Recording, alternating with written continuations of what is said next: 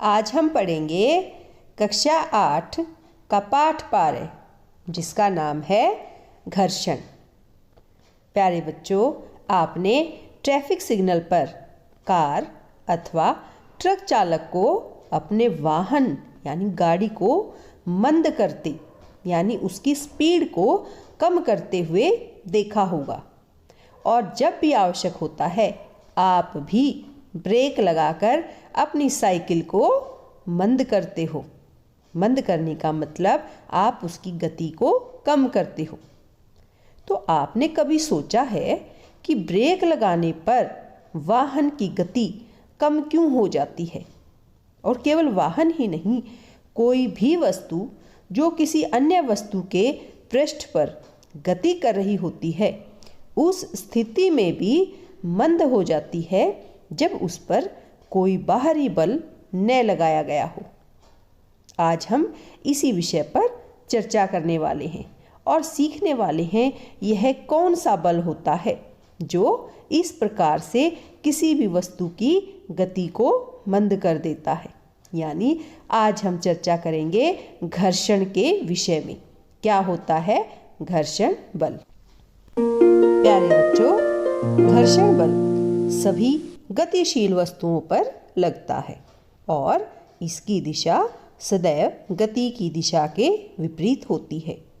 अब क्योंकि घर्षण बल दो सतहों के बीच संपर्क के कारण उत्पन्न होता है, इसीलिए यह संपर्क बल का एक प्रकार या उदाहरण होता है। अब प्रश्न यह आता है कि यदि घर्षण संपर्क बल है तो क्या इसकी सतह के चिकने या खुरदुरे होने से कोई प्रभाव पड़ता है? वह कौन से कारक हैं जो घर्षण को प्रभावित करते हैं? इसके लिए बच्चों मैं आपको एक क्रियाकलाप करके दिखाती हूँ और यह ऐसा क्रियाकलाप है जिसे आप रोज करते हैं। तो आइए देखते हैं। यहाँ मेरे पास एक बॉल है और हम इसे चिकनी सतह पर चला रहे हैं और आप देखेंगे कुछ दूर जाने पर इसकी गति बंद हो गई। फिर से चलाएं और धीरे से चलने पर फिर इसकी गति मंद होते हुए बंद हो जाती है। इस तरीके से चिकनी सतह पर गेंद कुछ दूरी तक जाती है और फिर स्वतः ही बंद हो जाती है क्योंकि सतह और बॉल के बीच में घर्षण बल लगा हुआ है। और अब हम इस बॉल को खुरदुरी सतह पर चला कर देखते हैं कि यहाँ पर, और ये देखिए जैसे ही हम बॉल को धक्का देते हैं यह कुछ दूरी पर जाती है और फिर धीरे धीरे मंद होते हुए रुक जाती है। लेकिन चिकनी सतह के मुकाबले इस सतह पर हमारी बॉल अधिक दूरी तक नहीं जाती, ज़्यादा बल लगाने पर भी नहीं। यह देखिए ये फिर से बंद हो गई। यानी जो खुरदुरी सतह है वहाँ पर चिकनी सतह के मुकाबले बल यानी घर्षण बल अधिक लग रहा है। इसका मतलब जो सतह है उसका चिकनापन या खुरदुरापन हमारे घर्षण बल पर प्रभाव डालता है। तो घर्षण बल को प्रभावित करने वाला कारक क्या है? सतह का पृष्ठ। वो पृष्ठ कैसा है? चिकना है अथवा खुरदुरा है। तो हमने क्या सीखा? हमने सीखा घर्षण संपर्क में आने वाले दो पृष्ठों की अनियमितताओं के कारण होता है।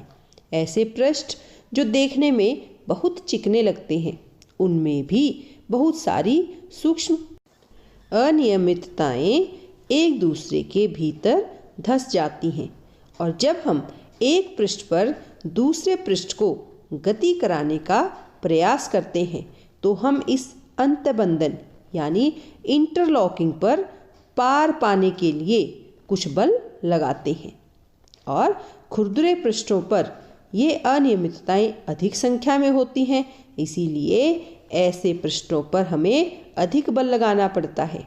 यानी जो पृष्ठ रुक्ष होते हैं या खुरदुरे होते हैं उन पृष्ठों पर घर्षण बल अधिक होता है।